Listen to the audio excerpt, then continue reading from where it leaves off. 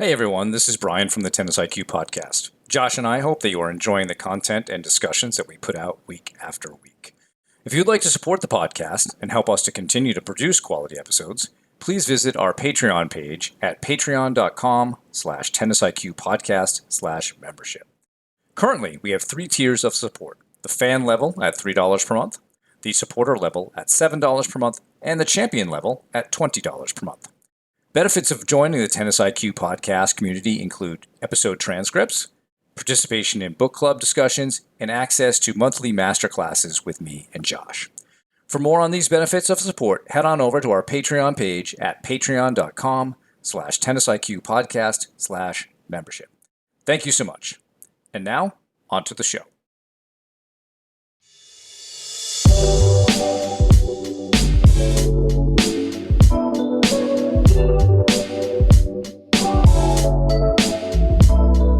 Welcome to the Tennis IQ podcast. I'm Brian Lomax.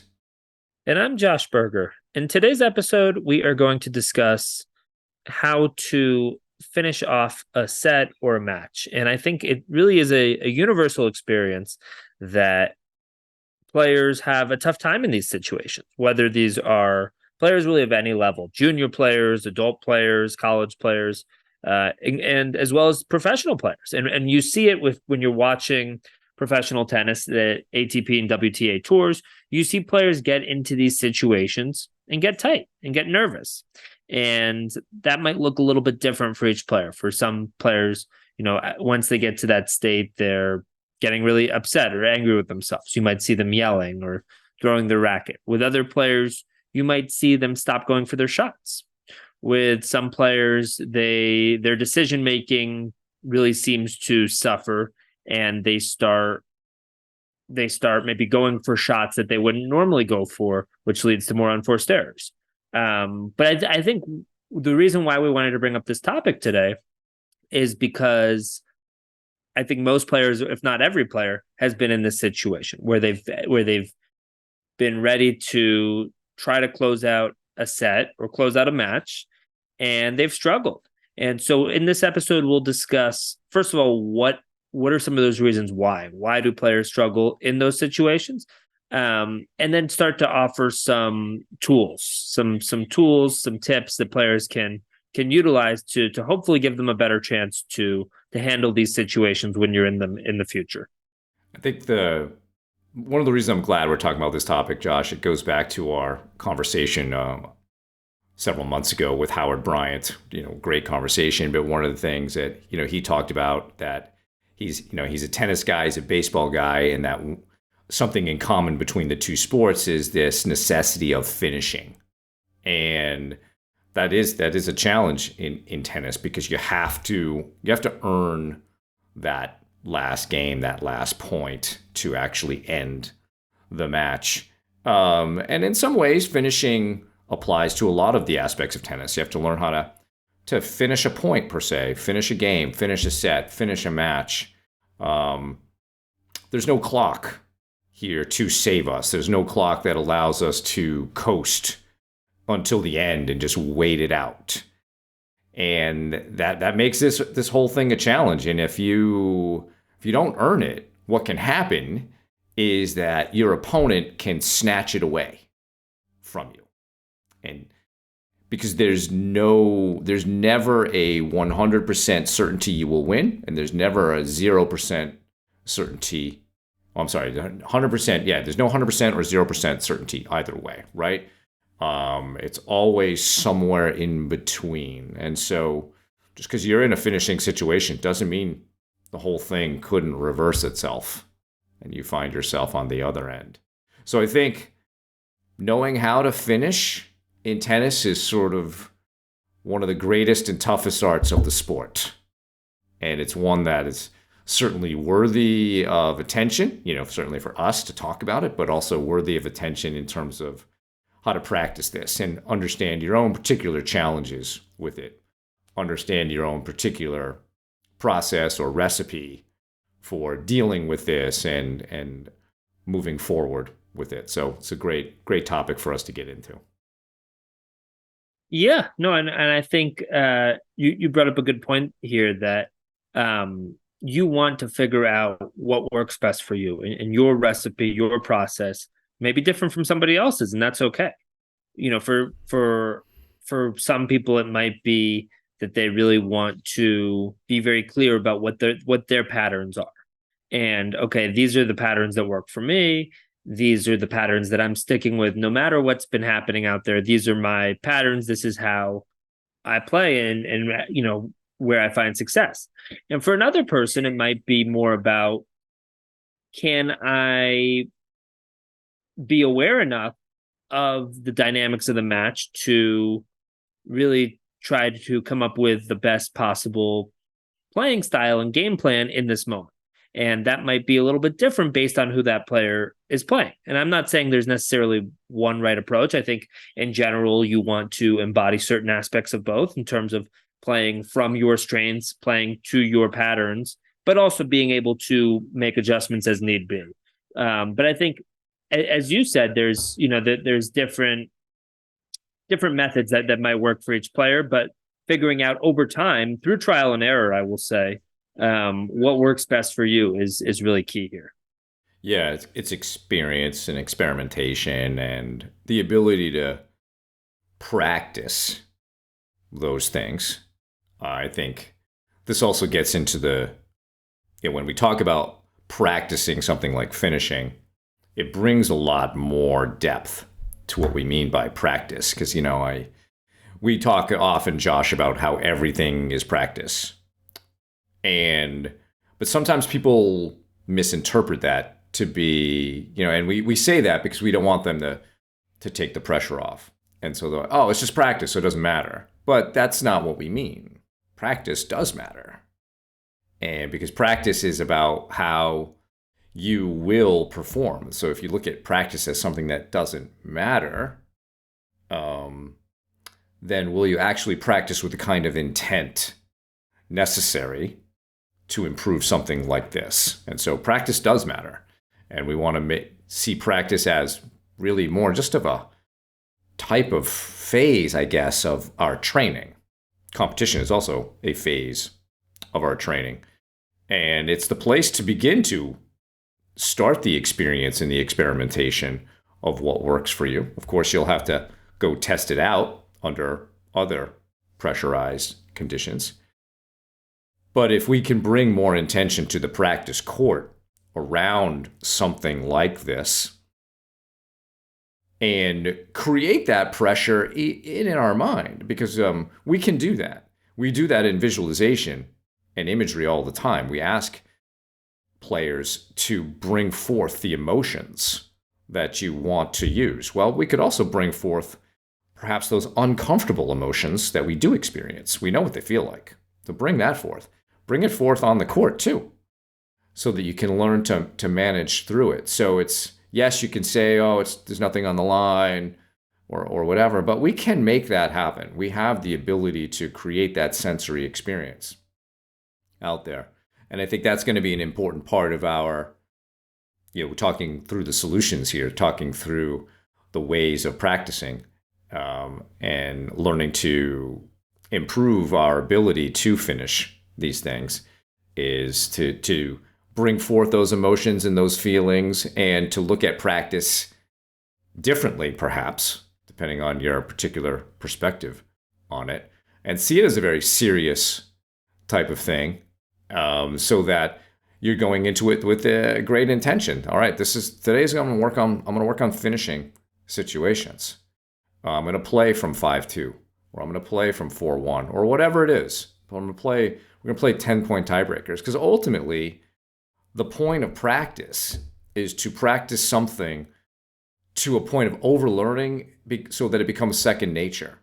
And there are going to be, I think, a lot of different components to the process and recipe for every person. Some of those things might become second nature more quickly, but ultimately we want to get into a place where we're serving for a match at 5-4 and we know exactly what to do. We know exactly how we want to feel, and it just feels normal to a certain extent, right? Absolutely, and that only happens through repetition, through being in that place time and time again, and that can be through matches, through match play. But I think ideally that's a combination of matches and practice. And I know I've mentioned this before, but my master's dissertation was about how college coaches viewed mental toughness and how they tried to build mental toughness. And a lot of the coaches that I talked to talked about this idea of this difference between practice and matches, and the pressure that's felt, and the sort of lack of consequence that practice sometimes feels like. It feels like a situation where you can miss, you can lose, things can happen, but hey, it's just practice. It's just practice at the end of the day. But instead of having that sort of mentality, can we really use that practice time to simulate what's happening in matches? And can we add pressure? Can we add can we really try to simulate some of these situations like what you brought up, and maybe some others too? Can we simulate that situation of trying to serve for a match from 5-2 up? Can we simulate a 10-point tiebreaker? Can we simulate you're serving at 5-4 but it's love 30? Can you really try to put yourself in some of these situations? And I think the coach has a important role to play here too, right? I mean, if two players go out on their own to the local park or the local tennis club and play, unless they're really driven and really have this specific intention to do this, I think it's maybe more likely that a coach who may or may not be listening right now encourages this and says, all right, maybe it's for that 3-5 or that 4-0 clinic, and they say, all right, today we're going to play from we're going to do a drill, including serving, where people are going to be trying to serve out sets, and we're serving from 5-4, and that this could take you one game, or this could be okay. You get broken, and then it's 5-all, and maybe somebody wins 7-5, or maybe it goes to the tiebreaker, but play it out from there. Or maybe it's 5-2, as you mentioned, or maybe it's 10-point tiebreaker. Or I think people can be creative with what that actually looks like in practice. But I think having some sort of way where you can use that practice time and really try to design drills to simulate what a player is going to experience. Because as we mentioned, every player has probably been in this situation and will be in this situation again. And it's an essential part of winning a set. You have to finish it. So can you find ways to practice that? And then, once a player has been in that situation before, has successfully been in it, has successfully served out a match, has closed out a set, and also maybe has dealt with some of the turbulence, has had to be resilient, right? They serve forward at 5-2, they got broken, it's 5-3, their opponent held 5-4 now, and then maybe they got broken again, and now it's 5-all. And what does your mindset look like at 5-all? Are you able to be resilient in that moment? I think a lot of players will fold in that moment and crumble, right? And they're so focused on what happened those last 3 games, and I should have won this set 6-2, or this set should be over, or I shouldn't still be out here, or whatever, using should, or I'm supposed to have won this set, or things like that. But instead, can we have the resilience to know that these things will happen? There will be those ups and downs, but we need to be able to reset. We need to be able to put it behind us and remain mentally tough in those moments. And I think through practicing these situations on the practice court, and again, through repetition, not just doing it once, but doing it many times, when you're in that situation in a match, you're going to feel a lot more confidence because you've been through it before. And you also know that if, just because somebody fights back and starts to gain some momentum on their own, doesn't mean that it's over. The match or the set can certainly take another turn at that point. So I think, finding ways to really build that into practice time, and especially structured practice time, I think is really key here. For sure. And so let's, I want to get your thoughts, Josh, on if we kind of rewind a bit, go back to the barriers. What are the things that make finishing in tennis so tough? Yeah, I think there's a number of things. I think in terms of sort of where I would start, I think it's the fact that people start focusing more on the result than on the process. And I think this concept comes up a lot, but I think especially when the finish line is in sight, when someone's serving for a match, when someone is within a game of winning a set, it's very easy, and I think it's typical for people to start thinking about winning that match, and what is that winning that match or winning that set, and what is that going to mean? What is that going to mean for my UTR? What is that going to mean when I, what is that going to mean to me when I beat this player? Maybe they're a rival. Maybe they've beaten me in the past. What are my friends going to think? What are my parents going to think? What are my teammates going to think? What are my rivals going to think when they see that score on the UTR website? And it's very easy to start thinking about the result. Or who am I playing next? Maybe I'm playing in a tournament and I'm supposed to have another match later that day or the next day. So it can be very easy to start thinking ahead towards that. So I think those are definitely some of the challenges that it's very easy to start focusing on the result instead of our process. And when we talk about the process, we mean, what do you have to do each point to be successful? How do you need to play? How can you attack your opponent's weaknesses? How are you spending your time in between points? How are you moving your feet? How are you tracking the ball? All of these critical aspects of the sport that really dictate how you end up playing. Instead of focusing on those things, you start focusing on the result and on winning. And that tends, as we've said so many times, that really tends to have a negative impact on how somebody ends up playing. I agree. I think the score becomes a bigger factor as you move along in the set, as you get closer to the end. And I think it also taps into one of our natural human cognitive biases that we have, which is loss aversion. We tend to think more about what we have to lose than what we have to gain. And it's not, as I've said to many players, it's not like you're 100% focused on protecting your lead, and 0% focused on actually finishing the set. But it's enough to get you into more of a play not to lose mode very often. So if you're up 5-2, you're thinking perhaps a little bit more about preventing 5-3 than you are about creating 6-2. And so that's just a natural human cognitive bias that we all have. We all think about what we have to lose a little bit more because we have this distaste for unpleasant emotions. We want to avoid that. And of course, this comes from more of an existential threat detector, yet there's no existential threat on the court. But we may feel it. Like as you said, Josh, there are consequences sort of outside of the match, whether it's through your rating or simply what other people might think about you. The evaluation of others is often something very present in the mind of a tennis player. So it's natural. We feel like we do have a lot to lose. Yes, it's not existential, but it feels terrible, or it could, right?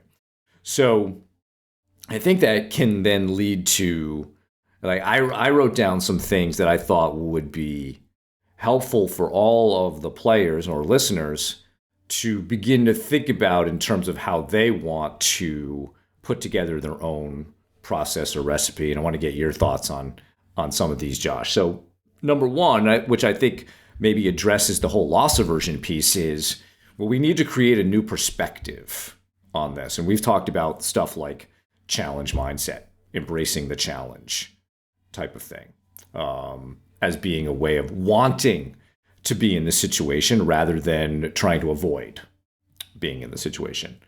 And I think through that, we can construct emotions. As we've discussed, I think, a few times, our emotions are not created as a reaction to something. They're actually from a prediction model. So the better our perspective, the better we can facilitate and create emotions that we believe will be more adaptive. So there's that. So, and I think for the average player, it's like, all right, what are the right emotions for me? They may be different for all of us, right? I think discipline and intention. Some of this might go back to our discussion on rules, but can you maintain discipline with your process and your decision making through this difficult phase of the match? Can you have the intention to hit your targets and the intention to play your patterns? I think body awareness is really important here, meaning understanding your state of tension or relaxation, interpreting different feelings in your body in such a way that you can channel them into the right emotions, I think, and how to manage that. Certainly focus, being present, being process oriented. We want to, that could be a piece of it. I think confidence relative to trust, and then belief relative to optimism, the ability to be optimistic. And then you've already brought this term up, Josh, but I think it's really important that we recognize resilience as a part of the process, because you could be serving 5-4, love 30, or it could go to 5-5, but that doesn't mean you're out of it. How do we use resilience to bounce back and maintain focus and intention on the rest of these items? So, what are your thoughts, Josh, on some of those items, and maybe there are more in your mind? Yeah, I mean, I think one that we haven't brought up yet is the other player. Mm-hmm. The fact that the other player is down, and they're going to want to fight back. They may have nothing to lose, right? Exactly. So that creates that dynamic. Yeah. Yep. Exactly. And I think focusing on that for a second is critical too, because they have, as you just said, they have nothing to lose. They may already have accepted sort of their fate in terms of that set or that match, and that can bring about a certain level of freedom, a certain level of looseness that can lead to increasing their own level. So, I think it often takes two to tango in situations like this, where one player, the one who's protecting the lead or feels like they're protecting the lead, gets tight, starts thinking about the result. The other player loosens up and starts to really play a lot better because they've let go of the result. They have nothing to lose. They're going for it. And I think that can really create an interesting dynamic where both players are impacted by the situation, by the score, but sort of in opposite ways.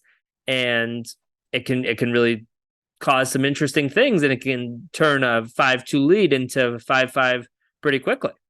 And then I've seen it happen where once it gets to 5-5, the dynamics can switch. And that player that was playing so loose for those past 3 games all of a sudden realizes, hey, I'm at 5-5. And then they start to tighten up. And then they start to think about the score and what winning this set might mean for them. So I think that is one component that is definitely important to consider here as well. But yeah, I think you were bringing up a lot of important points in terms of the resilience piece, in terms of a number of different pieces. And I think players can, people who are listening can start to think about, what are certain situations where you have tried to close out a set, tried to close out a match, and you feel like you've handled it well. Again, we talk about, controlling the controllables. You can't control ultimately the result. So maybe you get to 5-2 or 5-4, 6-5, whatever it is, and your opponent lets you off the hook a little bit. Your opponent tanks, misses a few shots, double faults, misses returns, whatever it is, and you win that set. But I'm more interested in what are those situations where you've really handled it well, where maybe your opponent has really fought back, or in 5-2 has turned into 5-5, or 5-2 has turned into 5-4, and then you've had to try to serve forward again after getting broken the previous time. So what are those situations where you've handled it best, and what did you do? What tools did you use in order to do that? Did you really stick to your routine during that time in between points to help you relax, loosen loosen up some of that tension? Did you focus on your breathing?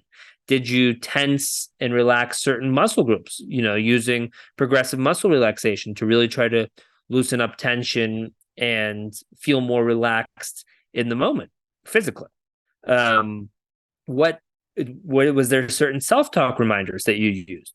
Did you visualize ahead of time, as you brought up, Brian? Did you put in the work ahead of time and think about yourself in a closing situation and how you want to handle it? What are the emotions that you expect to experience?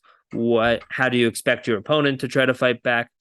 Did you mentally rehearse or visualize these sorts of moments in a way where when you were in them, you felt as if you'd been in them time and time before? Um, when you were in that situation, had you practiced it? So I think, being able to look at those situations where you feel like you handled them really well, and maybe comparing and contrasting those situations where you didn't, and what can you learn from those? So I think that is definitely something that would be interesting for people to think about, and do a little bit of self-learning and self-reflection from really looking back to some of their past situations. For sure. Yeah, no, I think that's great. And I think kind of gets to another topic I'd like to discuss in the future is like, there's this notion that people learn more from their losses than their wins. And I don't know that that's actually true. I think it's that they just take their wins for granted. But here's an opportunity, as you're saying, Josh, to really understand the clues of success. And can we use that going forward? I think taking all of that then and putting it into a training plan is very interesting. So when I think about this, and I do some imagery related exercises along this sort of progression, but you can also do this physically on the court, well, let's say we want to practice 5-2 or 5-4. Doesn't really matter, whichever one that you find is more problematic for you.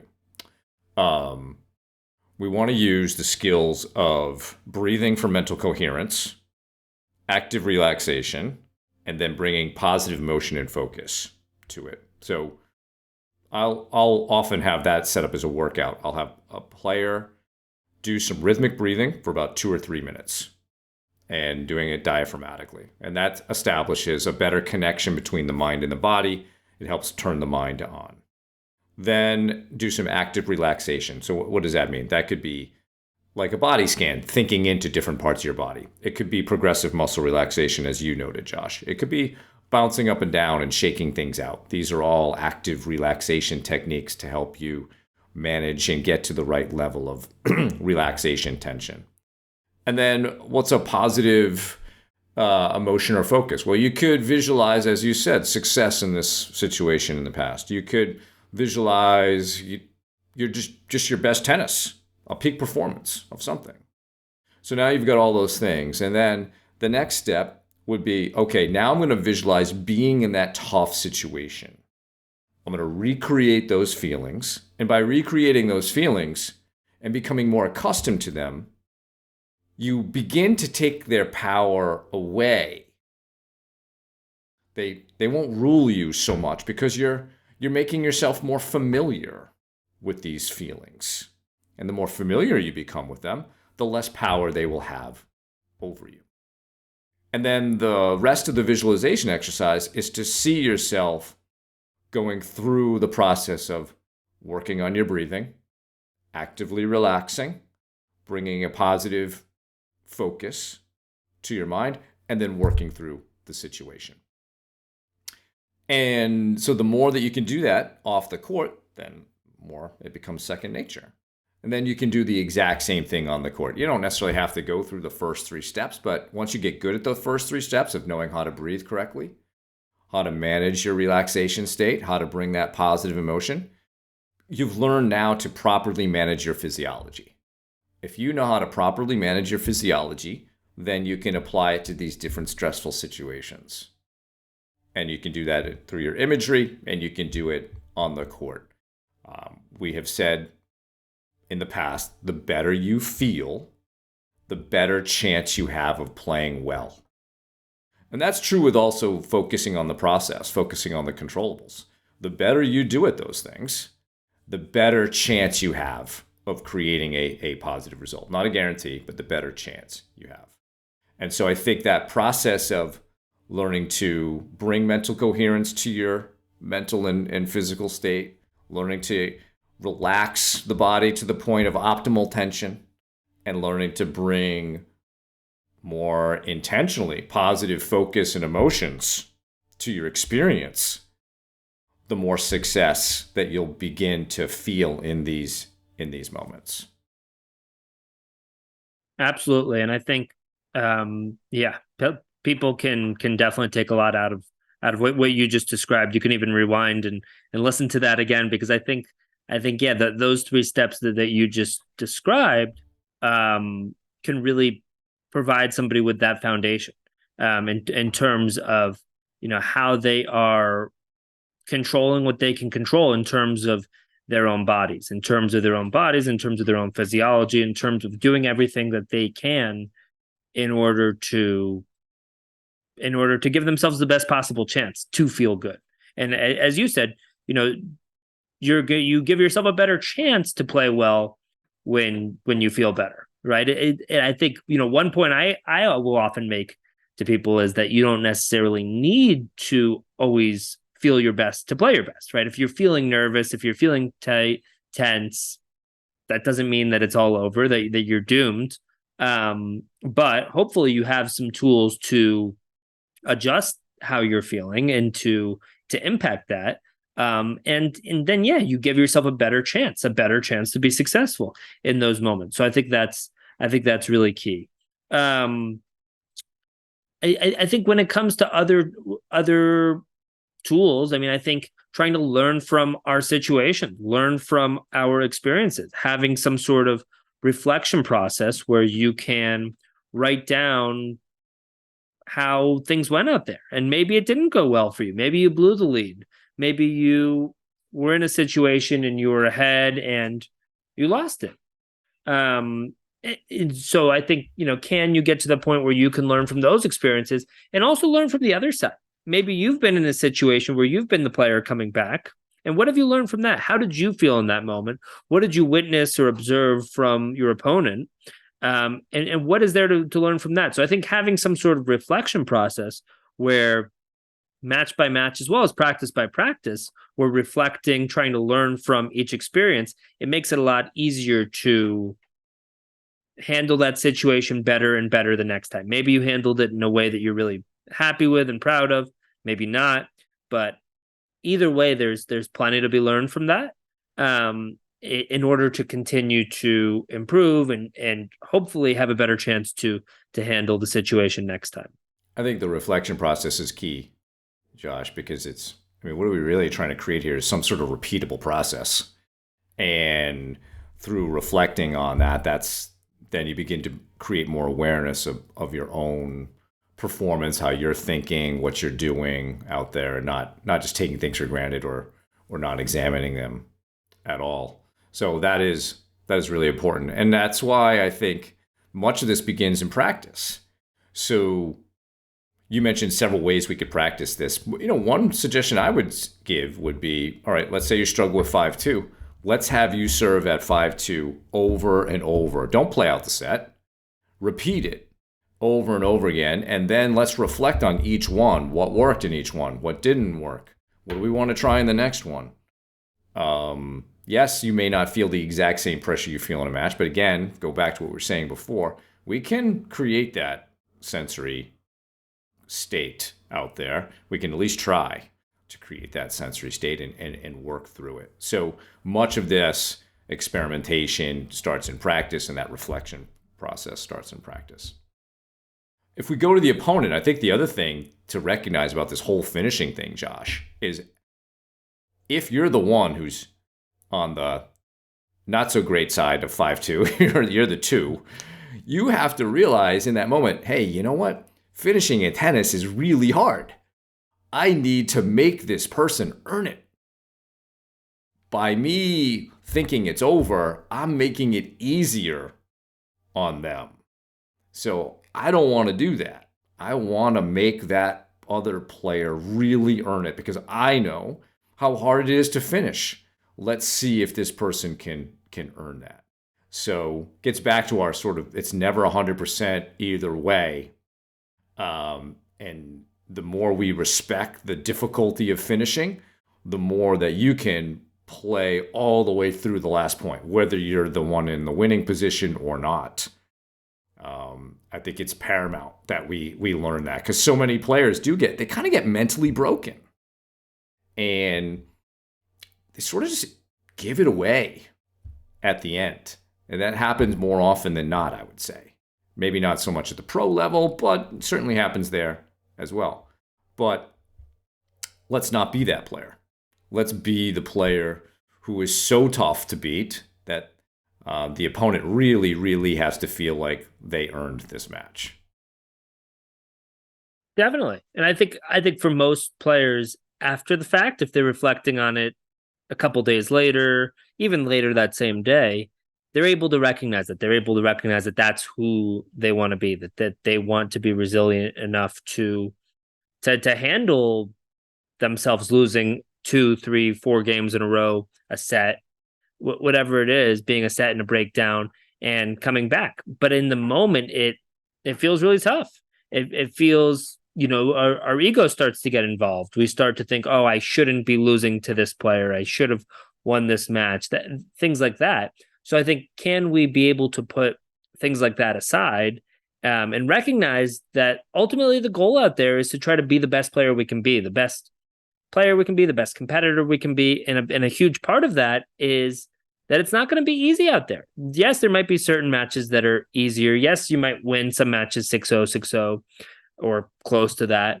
But generally, it's a fight. It's a battle. We've talked about tennis as a combat sport. It really is. You should be expecting that turbulence. You should be expecting that your opponent to fight back. You should be expecting those ups and downs.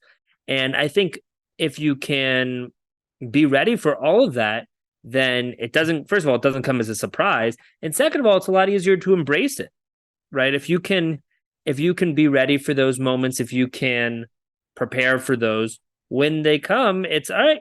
Here it is. And I've put in the work to be ready for that. I've put in the work on the practice court. I've visualized this moment. And, when I visualized it, I've really tried to get those senses involved. I've tried to think about the emotions that I would expect to experience and the emotions that I would want to generate in that moment.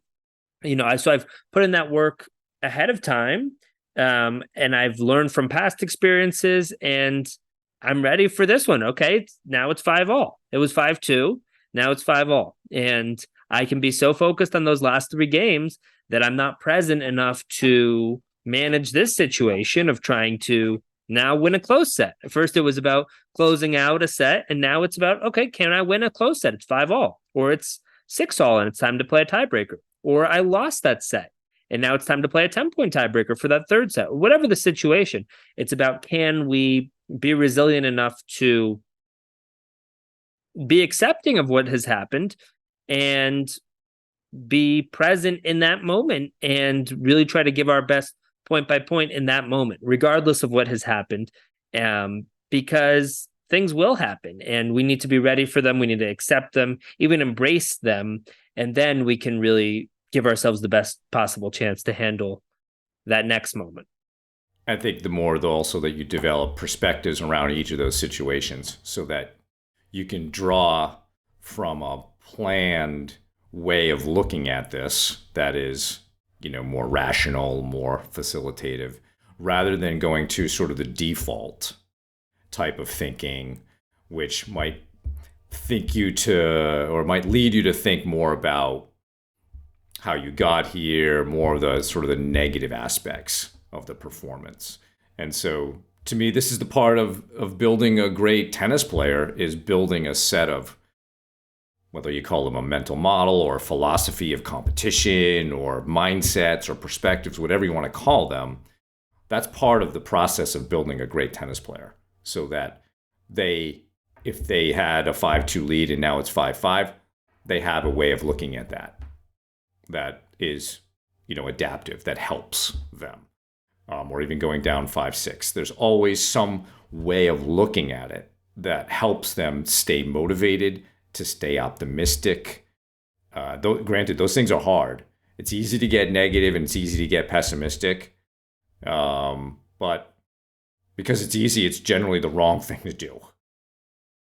So the hard thing to do is generally the right thing to do. And so by creating, I like to call it your sort of philosophy of competition. By creating that and understanding how to look at different situations in better ways, you'll create better ways of thinking, which means you'll create better emotions out there, and then you give yourself a better chance of performing, and a better chance perhaps of creating a good result. So I think that's a super important part of the building of a tennis player, is that the building of these perspectives and philosophies that allow you to look at any situation in a match in such a way you can maintain confidence, you can maintain optimism, maintain your belief.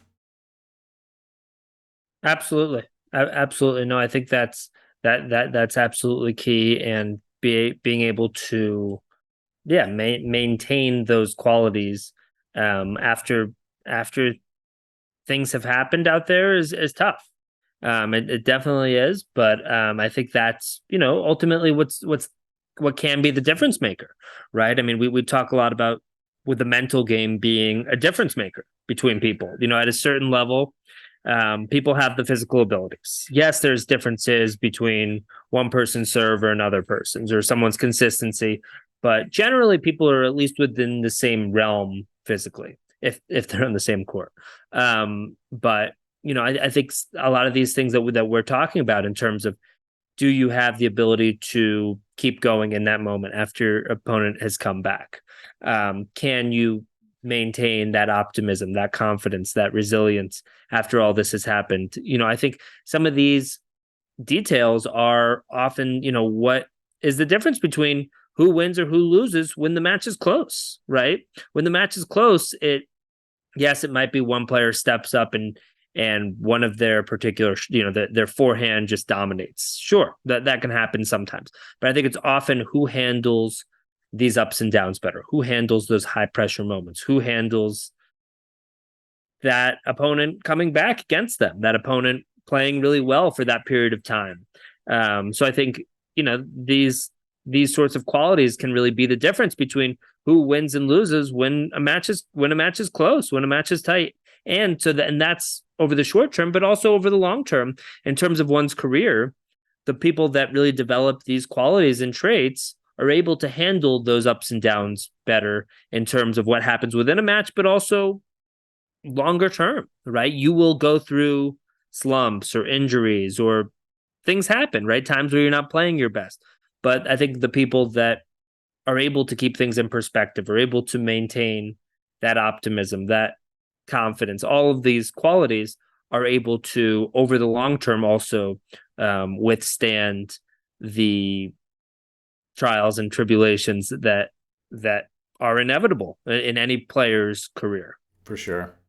So I think my last thought on this, Josh, would be to encourage listeners to really practice this stuff with intention,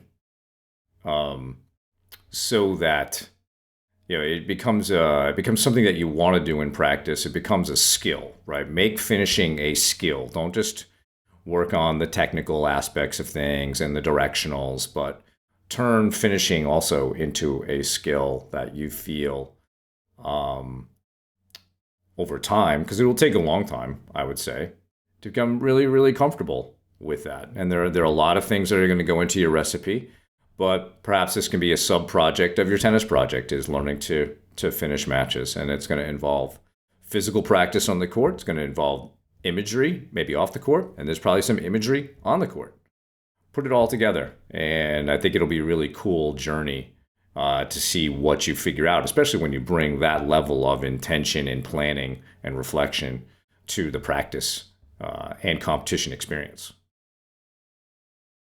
Absolutely. Absolutely. And I think if I were to end with one thought, it's how can you take pressure off yourself when you're in that moment?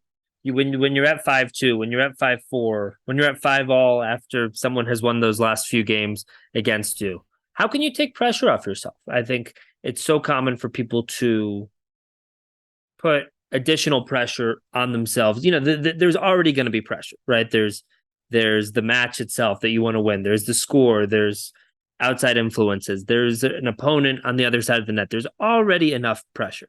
So can you find ways to take pressure off yourself in these moments?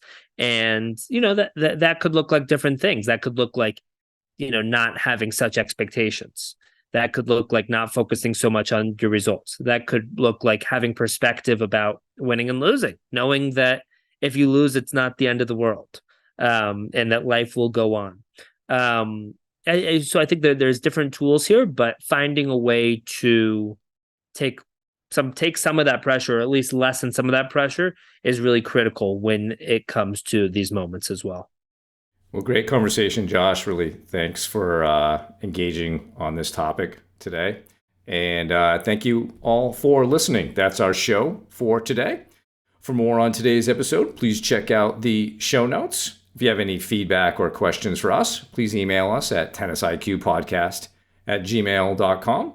You can also rate and review the podcast so others can find it more easily.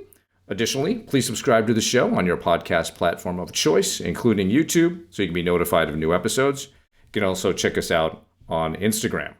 If you would like to support the podcast, please visit our Patreon page at patreon.com/tennisiqpodcast/membership, where you can learn more about the benefits of being part of the Tennis IQ podcast community.